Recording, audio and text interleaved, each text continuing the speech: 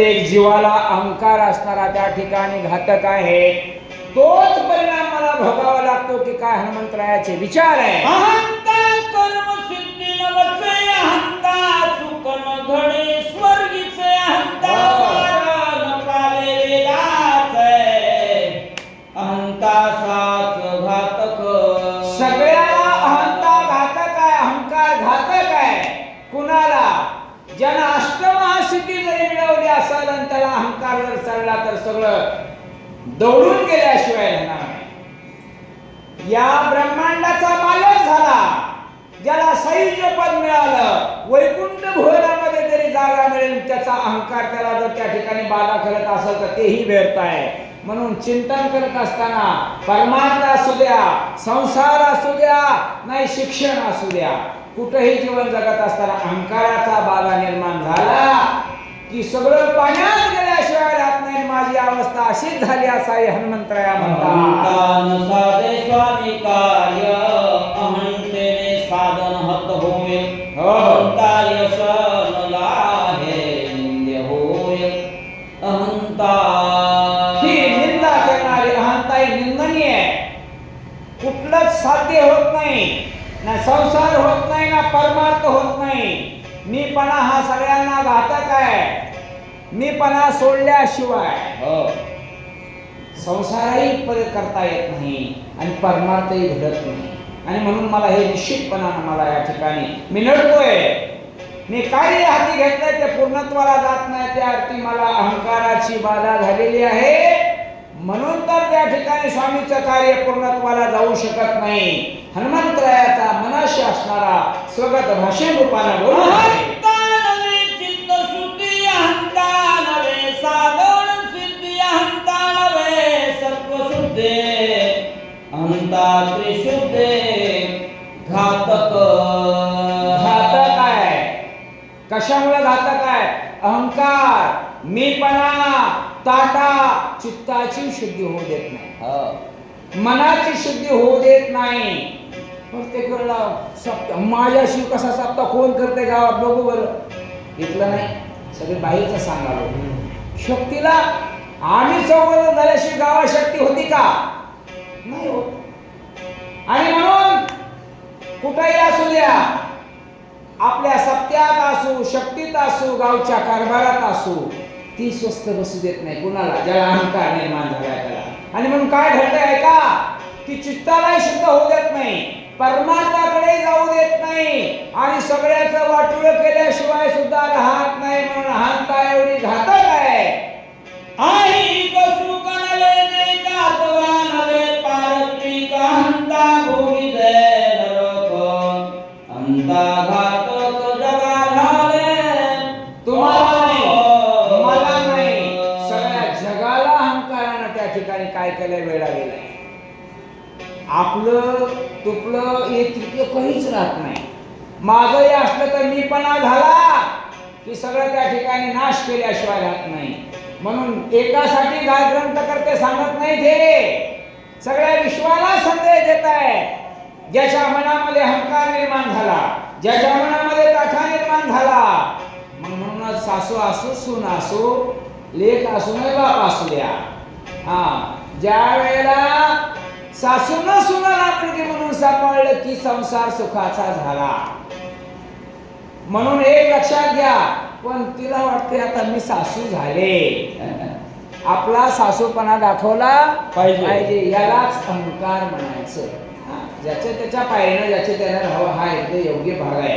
आणि म्हणून जगातल्या कोणत्याही जीवाला त्या अहंकारानं सोडला नाही. त्याच्यात मी एक आहे हनुमानजी बोलतात. हे अहंता मी आपण स्त्रियाला सम्मुख केली दान तवना केले नागवर संपूर्ण औषधी दर्शन नवे मद.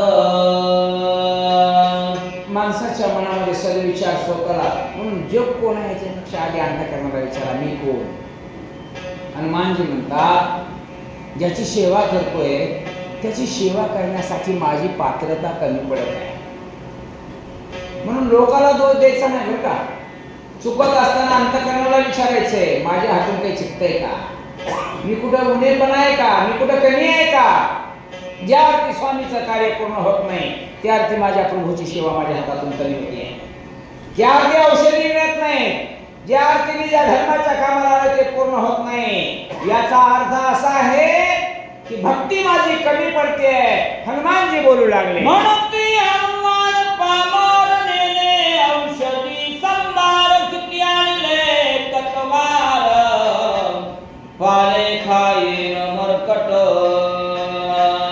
काम झालं, सगळेच पाठीवरून शाबासकीची थाप टाकत असतात. बरं का? तो स्वभाव आहे.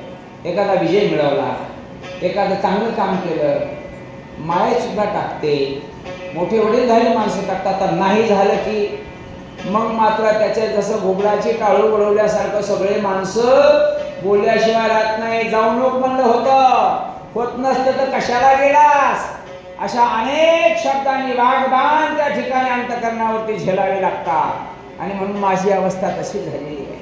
मला होत झालं नाही, मी कमी पडलो तरी म्हणायला पाहिजे बरं का माणसाने शेवटी. हनुमानजी काय म्हणू लागले पुढे ऐका. काय विचार करू आता उघडून वनस्पती संस्कार बांधून या नेता उपासता होईल. सर्वसाधारण माणसाला चांगले वागताना सुद्धा कसं बोलावं, कसं चालावं, कसं वागावं हे सुद्धा विचार करून चालावं लागतं बरं का. हनुमानजी म्हणतात औषधी तर सापडत नाही, भारा बांधू का भारा. बरं भारा बांधून न्यावं तर ती प्रभूची आणि माझ्या स्वामीची परवानगी नाही, उपासाचा निर्माण होईल. पर्वत आणणं झाला नाही का, एवढा स्वतःला बलाढ्य समजतो का, आणि भारा बांधून आणला एखाद्या शेतातल्या गवताचा, तेही माझ्यावरती असणारं ऋण असेल, तेही माझी उपासना केल्याशिवाय मग आता करू काय. हनुमानजी म्हणतात माझा अपराध करी क्षमा पडिलो संकटी दुर्गमा सर्वोत्तमा पाववेगे. आज हनुमानजी संकटामध्ये, संकटाच्या डोहामध्ये बुडून गेलेले. हनुमानजी विचार करतात, ए पुरुषोत्तमा भगवान परमात्मा, मला सुचत नाही, मला कळत नाही. आज संकटातून सोडवण्याचा तू सगळ्यात मोठा या भगवंत आहे, देवधनी आहेस तू. मी एक पामर आहे प्रभू, तुझी करुणा भागतो. ज्याच्यासाठी आलो ते कार्य सफल होण्याचे चिन्ह दिसत नाही, साध्य होण्याचं चिन्ह दिसत नाही. आणि म्हणून तुझ्या या भक्ताला या संकटातून सोडवण्यासाठी तुझ्या नामाचा मी धावा करतोय. भगवंता धावून ये, बुद्धी दे. हनुमंतराय म्हणू लागले,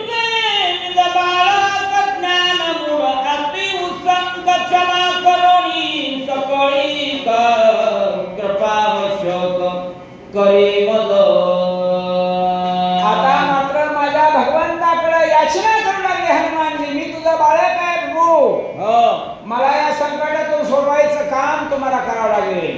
कारण तुम्हाला कनवाळू म्हणतात, भक्त वत्सल म्हणतात, दीन वत्सल म्हणतात, आणि त्या नावाला उणेपणा येऊ दे नका प्रभू.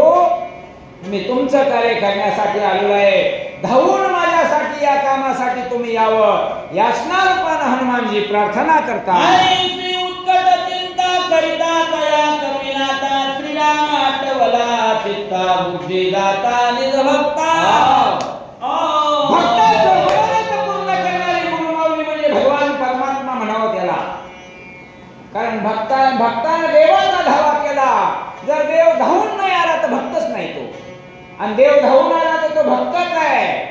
ज्या वेळेला माझ्या हनुमंताने अंतकर्ण रूपाने असणाऱ्या भगवंताचा धावा केला, धावा केल्याबरोबर या ठिकाणी जे चार मन आहे, बुद्धी आहे, चित्त आहे, अहंकार आहे, जागृत केलं.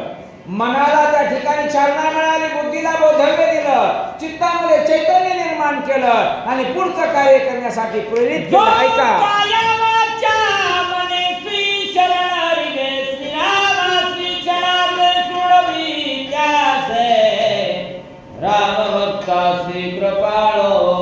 ग्रंथकर्त्यांनी एक आट टाकली मत बरं का. देव त्याला सोडवतो कुणाला, जो आपल्या कायेनं वाचेनं आणि मनानं त्याचा धावा करतो त्याला. आमचा धावा फक्त संकटात पडलं की तेवढाच असतो. एरवी नाही. बबल्या पिंट्या आणि बायाचा बाप. बरं का, ह्याच्याशिवाय आम्हाला दुसरं काही दिसत नाही. तुम्हाला म्हणजे माझ्यासहित बरं का, कारण तुम्ही सगळे माता पिता समान आहात. होय. मग भगवान म्हणतात, ग्रंथकर्ते म्हणतात, माझ्या हनुमंताने माझ्या प्रभू रामचंद्राचा धावा केला. तो कसा केला? कायेनं, वाचेनं, मनानं प्रभूला विनंती केली, प्रभू तुम्हाला भक्तासाठी धावून यावंच लागेल. काय झालाय? बुद्धी आपण अंतरात्मा रघुनंदन ते होनी प्रसन्न कपिनंदन प्रभू दिला. बुद्धीला बोधव्य आणण्याचं काम माझ्या प्रभू भगवंता. बुद्धी हा कोण आहे? कारण बुद्धीचे वैभवान्य नाही तुझे एका केशवराजे सकळ सुखी. सांगा या हरिपाठातले 27 अभंग जरी केले तरी सगळ्या साराचं सार आहे. होय. आणि म्हणून त्या बोधव्याला, त्या बुद्धीला बोधव्याला आणलं गेलं आणि कार्यरीत प्रेरित करण्यासाठी मन आकर्षित केलं कुठं? रामनामाकडं. आणि एकदा का मन त्या नामामध्ये असणारं त्या ठिकाणी व्यथित झालं की मग मात्र सगळी असणारी अर्धवट राहिलेली कामं पूर्ण होतात. ते माझ्या प्रभूने केलं म्हणतात. ऐका. संकटी स्मरला भगवंता कुलती उडे सत्वरता घालोणी तत्वता उद्धरिला. एकासाठी नाही हो, अनेकासाठी माझ्या भगवंताने काम केलं. हे कोणाचं दिलं उदाहरण? गजेंद्राचं नकराचं उदाहरण. तुम्ही ती कथा ऐका. पण स्मशान व्हायला घ्या आपल्याला होते हो.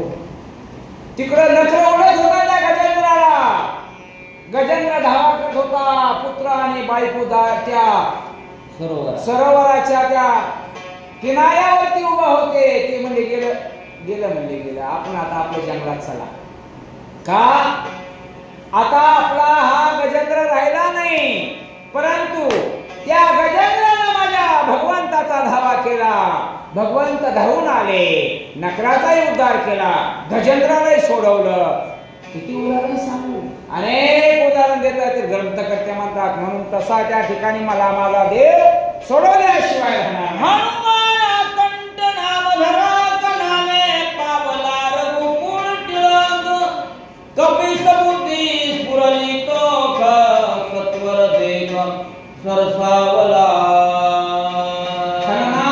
नाम धारक आहे, पण कसा आहे? अखंड खंडेना जीवन रामकृष्ण, कधी मधी नाही. कारण का? ध्यानी राम, मनी राम, चिंतनी राम. आणि ज्या माझ्या भगवंताचा धावा केला, भगवंताला कुठेही असू द्या, त्या भक्ताची हाक ऐकू गेली की भगवंत आपल्या भक्तासाठी धावून येतो. अंबरऋषीसाठी जन्म सोशिले, अर्जुनाची घोडी धुतली, कुणासाठी काय काम केलं? त्या चर्म रंगू लावला याचा संघ, रोहिदासा संघ. हे ढोरं उडले, त्याच्या घरी बाळांपण केलं माझ्या भगवंताने चोखोबाच्या घरी. मग सांगा, सामान्य कामं केली असतील हो, याच्यात नवल नाही. जे काम आपण मुखानं वर्णन करू शकत नाही एवढे केले. तसं माझ्या हनुमंतरायाचा धावा ऐकला, भगवान धावून आले. कशासाठी? बुद्धीला प्रेरित केलं, मनाला प्रेरित केलं, पुढच्या कार्यामध्ये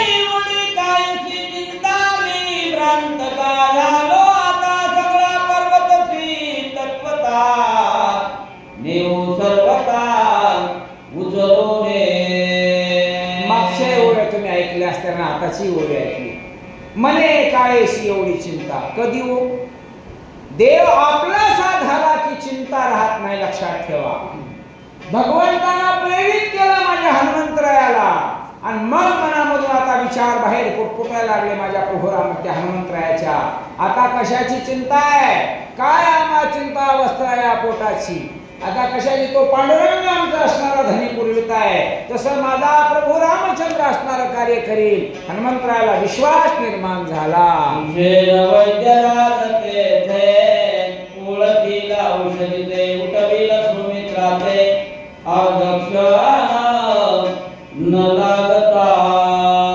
आता चिंतेच्या ऐवजी चिंतन करायला सुरुवात केल्याबरोबर चिंता मिटून गेली. हनुमानजी म्हणले पर्वतच घेऊन जायचा. पुन्हा प्रश्न केला, म्हणजे आपलं काम औषधी शोधायच्या नाही, ते डॉक्टर करेल. कोण? सुषेण वैद्यराज केल्याशिवाय राहणार. आपलं नेऊन तिथं मेडिकल मांडायचं, ज्याला त्याला सुषेणाला जे औषध लागेल ते सुषेण शोधील आणि माझ्या लक्ष्मणाला उठवल्याशिवाय राहणार नाही. मनातला अहम गेला, मनातली चिंता गेली आणि हनुमंतराय आता पर्वत उपटण्यासाठी तयार झाले. आता पुढं काय नियोजन आहे ते पुढच्या स्वरूपामध्ये करतील. पुंडलिका आपली सेवा याच ठिकाणी